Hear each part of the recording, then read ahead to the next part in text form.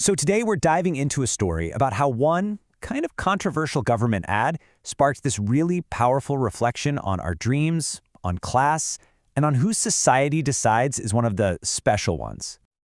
And this is the question right at the heart of it. On the surface, it seems pretty straightforward, but it ends up unpacking a whole lifetime of experiences. The whole thing kicked off because of a UK government ad that suggested a ballerina named Fatima might want to think about a new career in cyber. So this is the ad. It popped up at a time when artists, performers, you name it, were facing just immense uncertainty.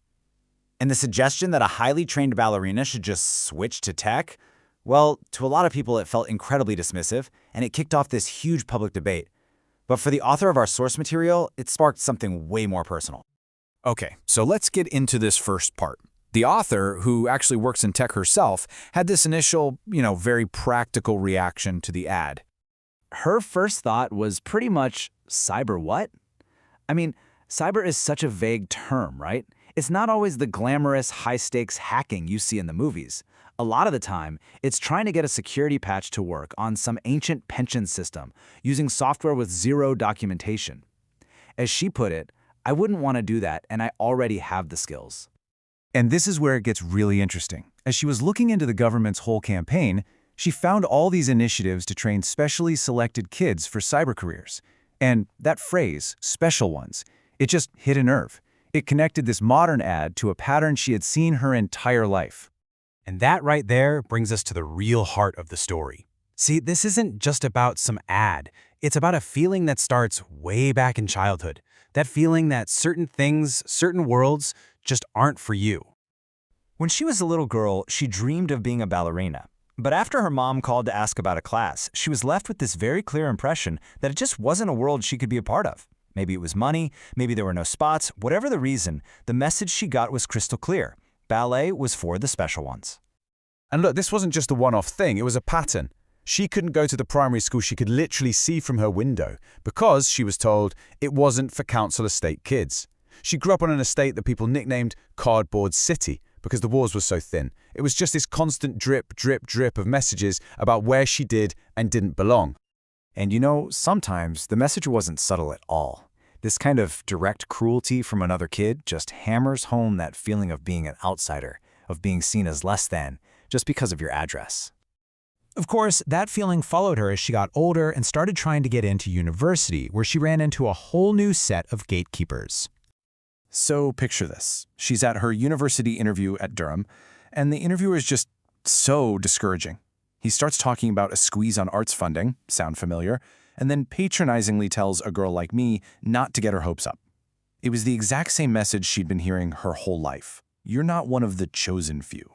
Then, after she didn't get the top grades she needed, she called her first choice university. The response she got was just brutal. The admissions woman literally laughed at her and told her to stop wasting everyone's time. I mean, can you imagine hearing that as a hopeful teenager? But right here, the story takes a turn, because she didn't give up. Instead, she found inspiration from a totally unexpected place that opened up a whole new path for her. One night, she watched the movie Educating Rita. It's about a working-class hairdresser who decides to go to university and study English literature. And seeing that character, played by Julie Walters, just so passionately obsessed with Shakespeare, it made her realize something. These worlds weren't just for posh people. They could be for everyone. That movie just lit a fire in her. So this was the big pivot. Her dream was English lit, right? Inspired by this passion for stories. But the reality, after getting rejected, she took some advice, went through the university clearing system, and ended up studying computer studies in Liverpool, just like Rita. It was a total unexpected adventure. And here is the absolute best part, the wonderful twist. She discovered that computing isn't just about code and networks. It's about people. It's about the stories we tell ourselves about things we don't understand, and the stories we create to explain the things we build. She found the human element, the narrative, right there in the heart of tech. Which brings us to our final section, where everything comes full circle, right back to Fatima the ballerina, but now with a completely new perspective. So, look, the real problem with that ad isn't that swapping careers is always the bad thing. The problem is the message underneath it all. It treats our jobs as purely about utility, and it suggests that our worth as people is tied to our economic output. It totally ignores individual passion, talent, and desire. The very things that make someone a ballerina in the first place. And this, right here, is the ultimate takeaway. Our worth isn't defined by our job, or our accent, or the neighborhood we grew up in. This is her completely reclaiming that term. We shouldn't be trying to become a special one. We need to realize that we are all special ones. We are all inherently worthy. So keeping that in mind, she makes this wonderfully witty and, well, modest proposal to the government. She basically takes the government's logic and runs with it to this brilliant conclusion. If anyone can just retrain for any old job, no matter their talent or passion for it, then fine. Sign her up for a 1-year ballerina conversion course. And it's got to be in person, with a real teacher. After all, her next career is as a ballerina. She just doesn't know it yet. And it's a satirical point, but there's something so hopeful about it too. It's a reminder that our dreams, even the ones we were told weren't for us, they still have value.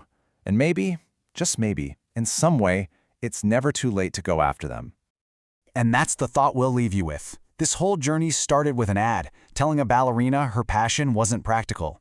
So the question for you is, what's the dream you were told wasn't for people like you?